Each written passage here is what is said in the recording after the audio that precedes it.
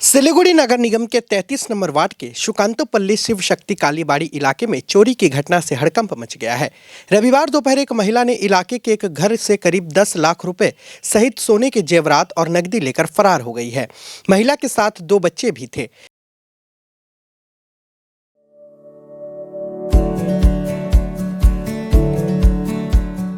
Pampered, not just a hospital, but a mother.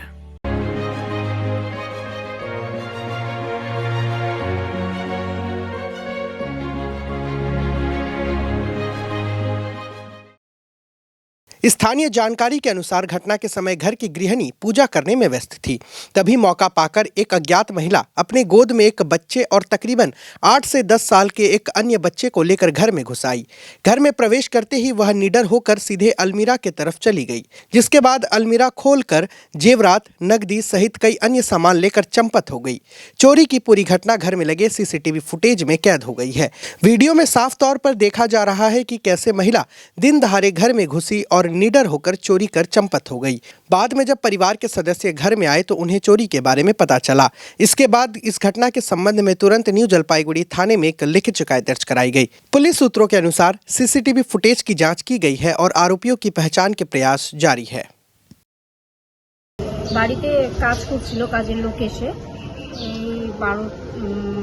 তারপরে কাজের লোক যখন ছিল তখন আমি পূজা দিচ্ছিলাম, উপরে পূজা দিচ্ছিলাম। পূজা দেওয়ার সময় দেখলাম যে ওর কাজ হয়ে গেছে। ও আমাকে বললো যে বৌদি আমার কাজ হয়ে গেছে, আমি যাচ্ছি। আমার কাজ হয়ে গেছে, আমি যাচ্ছি। তা আমি বলছি তুমি পিছন দিক দিয়ে লাগিয়েছো।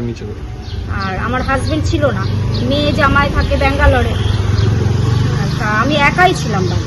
তখন পিছন দিক দিয়ে লাগিয়ে চলে আসছে। আমি তখন উপরে পূজা দিচ্ছিলাম। আমি পূজা দিচ্ছিলাম 12:15। এটা 18 তারিখ। আমার সোনা হচ্ছে 80 থেকে 85 গ্রাম সোনা চুরি হয়েছে। আর টাকা 5000 টাকা, এটিএম কার্ড। হ্যাঁ, পুলিশকে জানিয়েছি। পুলিশকে 18 তারিখে পুলিশ সব দেখে গেছে, নিয়ে গেছে। এনজিপি সেটা আমরা বলতে পারছি না এখন। আর মাসি যাওয়ার পরে আমরা সিসিটিভিতে দেখলাম যে এক মহিলা বাচ্চা, কোলে একটা বাচ্চা আর এমনি সাথে 10 বাচ্চার মতো থাকবে, সে ঢুকেছে। পিছন দিক দিয়ে গিয়ে ঘরে, হয়তো ঘরে ঢুকেছে। ঘরে একজন মহিলা আর একটা বাচ্চা ছিল, কোলে একটা বাচ্চা, হাতে একটা বাচ্চা। না দেখিনি। আতঙ্ক তো মারাত্মক আতঙ্ক, কারণ আমরা দুজনেই থাকি, মেয়ে জামাই থাকে ব্যাঙ্গালোর। তারা এই খবর দুঃসংবাদ শুনে সেদিনই চলে এসছে।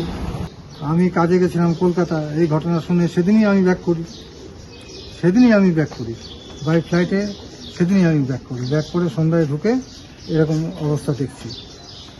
তো অটোমেটিক আমরা তো চিন্তিত, কেমন করে হলো এটা। দিন দুপুরে এরকম ভাবে আমরা আইডিয়া করতে পারছি না।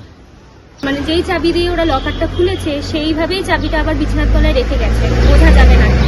কিন্তু আলমারি খোলা ছিল, সেটা বুঝতে পারছি না। সেটাই আমাদের খুব চিন্তার ব্যাপার, খুব আতঙ্কে রয়েছি আমরা যে কিভাবে কি হলো জিনিসটা দিন দুপুরে এইভাবে। সিসিটিভি ফুটেজ দেখেছি, 5 মিনিটের মধ্যে চুরিটা হয়েছে। তো জানি না এখন কি পুলিশকে 12:30 চলে গেছে।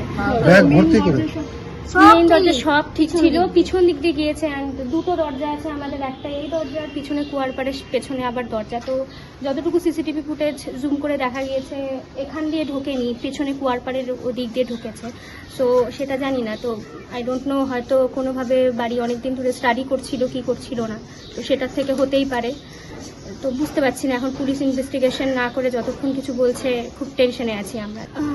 এখনকার বাজারের মূল্য হিসাবে হয়তো 8 থেকে 10 লাখ টাকার হবে সোনা।